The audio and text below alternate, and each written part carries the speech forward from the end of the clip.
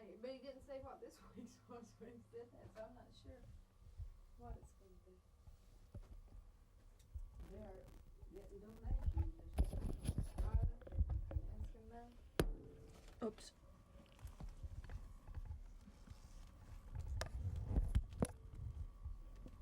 Well, I can't remember where this clean up and all this place. And listen, I was going to get my girl that does help me a lot once in a while, you know. I was going to get her to come and go over my house a little bit, but doggone, she didn't get sick. She got the flu or something.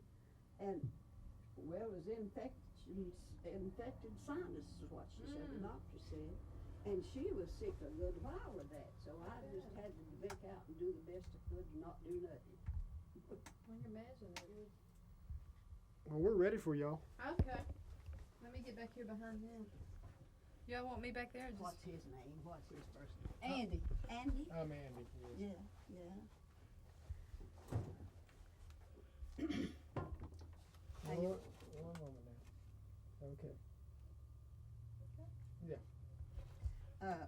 Now, if you want to know how this dog is made, I call this a dog. I don't know what you might call it, but I call it a dog.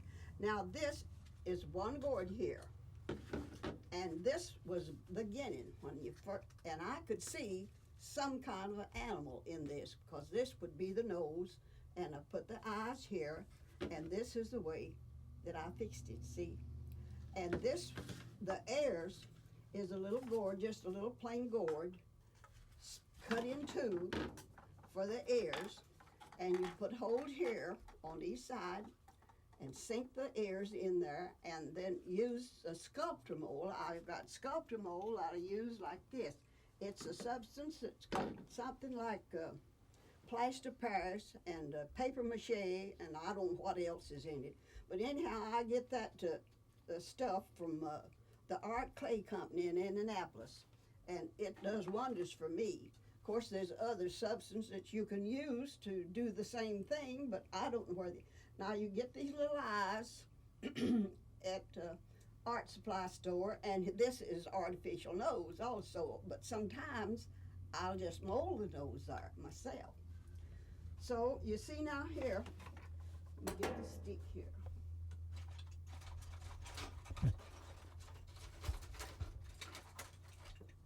We'll say get a stick like this and put it in here. This is the body part. This one is the body.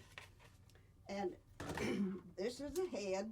You put your stick in here and you put your sculpture mold after it's made up. You put a little water with it and stir it up and then put it on, and it's soft then. But after about 30 minutes it gets hard. And you put this right in there and attach this to the head, and you put sculptor mold here to make the neck. Well, now we'll say here are the legs. This is just a plain little gourd, you see. And I hew out here with my utility knife. This is a utility knife. Just cut out there and place it here. Now, I've got certain ones to fit right. You see, you place it there, and our nails, there's little nails, and you want to get these nails just as long as you can, but they're hard to find. Now, this one's 1.5 inches, but 2-inch one would be better, you see? And you just tack it in here. But I usually say, like, put a piece of paper towel inside here, like that. That makes it a little stouter, and you can put the sculptor mold in there, and then attach it here, you see, to the body. And then when you get through, get that done, then you go around it with a sculptor mold, which makes it stout, and it dries and gets hard. Then, after you get all that done, then you want to put the feet on. And you mold the feet on with your sculptor mold. Now, and sometimes, if you want to, you can add, say, shells or pine cones or whatever you want to, and make a fill out for the back and shape it. Now I'm going to show you here. Now here is just a plain little gourd, something like this. See, this is a plain little gourd. We're going to make a bird. I guess it'd be a bird or a chicken. Some might want to call it a chicken. Well, you see here, this one had a little longer neck, and I cut the neck off there. And these are dried chicken feet, real chicken's feet.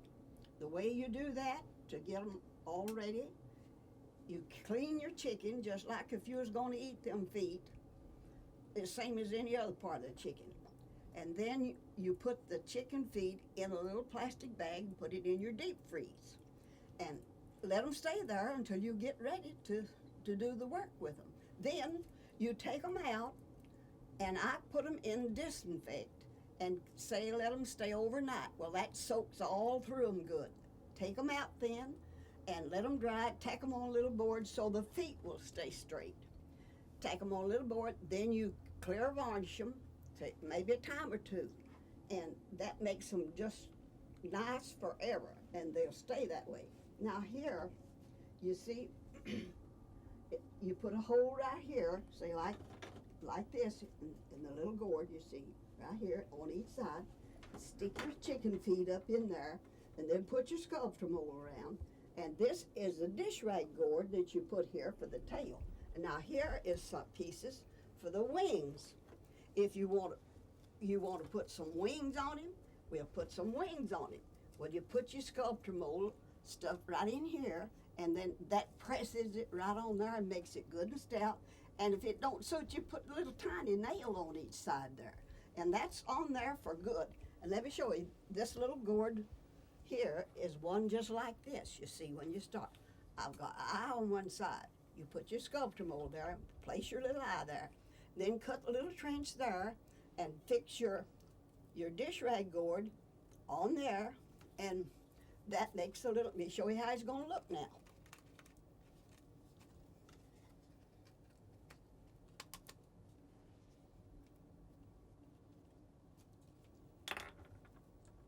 Now see? He looks like a bird or a chicken or something, doesn't he? Now sometimes you can make a flightless bird, one that don't have wings, you see? And you don't have to use chicken feet all the time. Some people frown on the chicken when you say they're chicken feet, but they're clean. You don't need to worry about that. Well, this is just a little dowel stick you can get in any kind of building supply store, or say Kmart or Walmart or place like that. They've got them all shapes, all sizes, so you can get them and just cut them off the length you want and add. You have to make your toes though, and the same way, just drill a little place here, make for the comb, and little place here for the tail. Now I'm going to show you how to make a frog. I call it the horny toad. Could you wait just 1 second, please? Let me get a little pin cushion. Just a minute. You rolling? Yeah.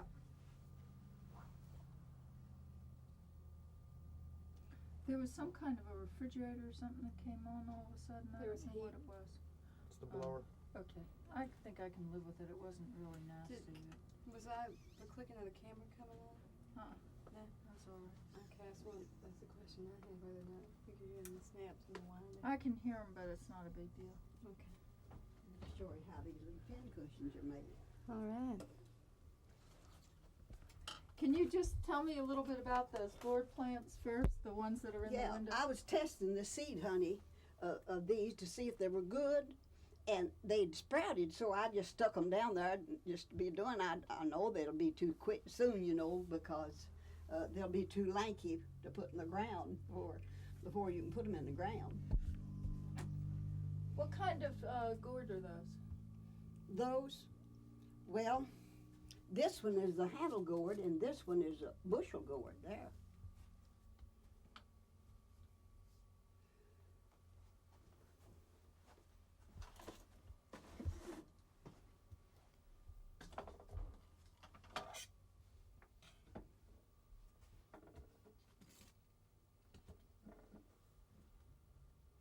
I did show the frogs, didn't I? Not yet. whatever you want to do. Start Now, out with the you ready? frogs, maybe. Okay, I'm going to show you how these little frogs are made. I call them the horny toads. Now, this little gourd is just plain little gourd.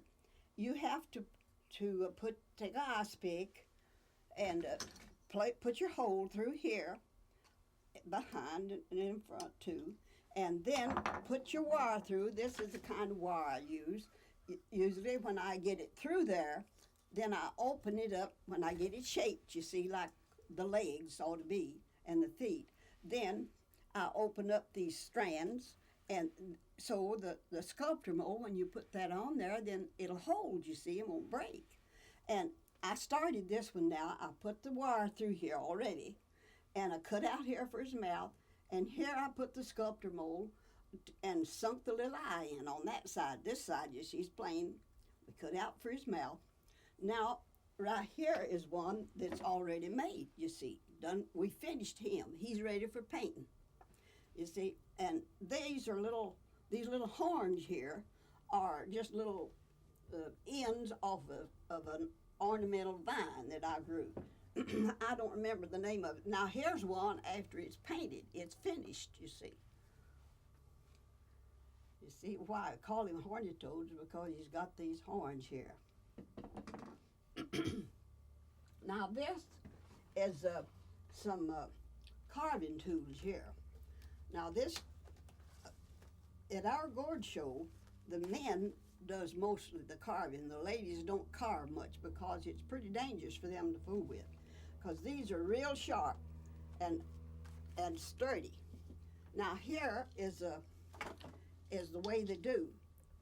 This man that did this, he was a math teacher from the Columbus University, and he figured out these points you see on this nice little gourd before he started.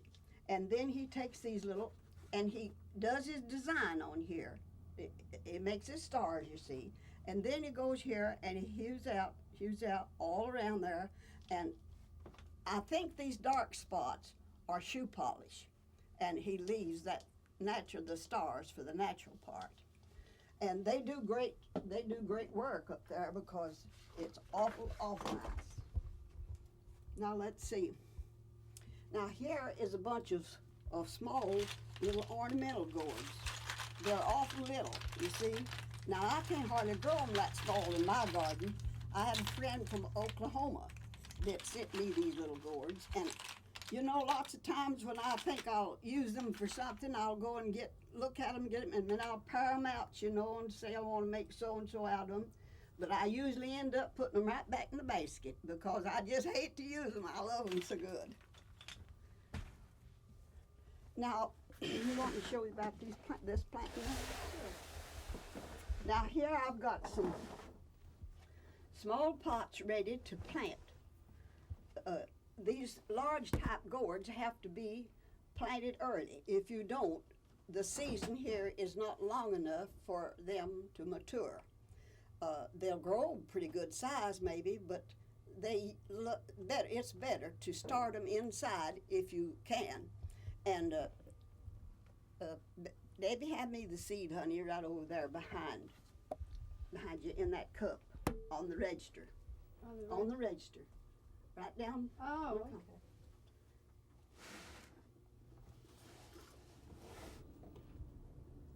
Now I'd soak some seeds overnight to plant now, cause this is a good season, the time to plant the moon they claim. But I'm going to try it. I always try to do that, but not too much superstitious. But I actually have tried it, and it seemed like it works pretty good. Now, Let me just. I've got them under here soaking, and I know the seed are all they're shaped different, you know, and I can almost look at a seed and tell you what kind of a gourd it is. You might not believe that. Not every one I can, because where there's so much alike, you can't hardly. Now, this one, I'm fixing to plant here. A friend gave me this one. It's a giant gourd, and I put down a pole, and they say you ought to put it down cover much dirt on it as a seed is long, and it's good, these big seed, big type gourd, to put them down the end ways like that. They don't rot. As you see, they claim it better. So we'll put 3 big ones in here, and if they all come, we can pull one out, or it's better to have about 2 plants to the hill, not over 3 anyway.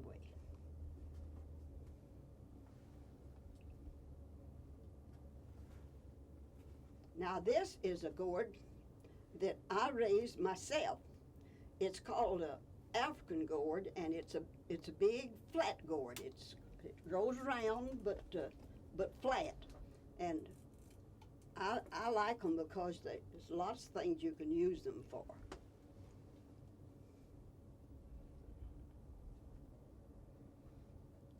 Now let's hope every seed comes up. Now this one is our friend Johnny Ritz's seed. They're old seed, but I don't know for sure they'll come up, but we're going to try.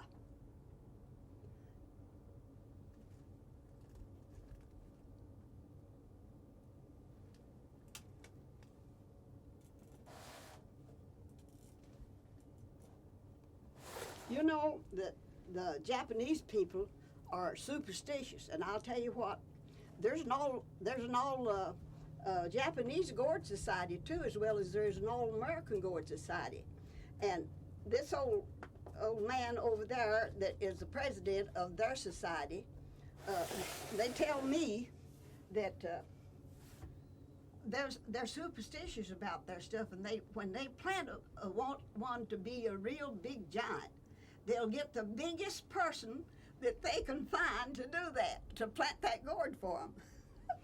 Well, I don't know whether that would be all the right way or not, but anyhow, I sometimes think I'll try our jailer. He weighs 400 and some pounds, and I'm going to get me a cup ready, and take the seed and up there to that jail, and I'm going to have Big John to plant me a seed there, and we'll test that out.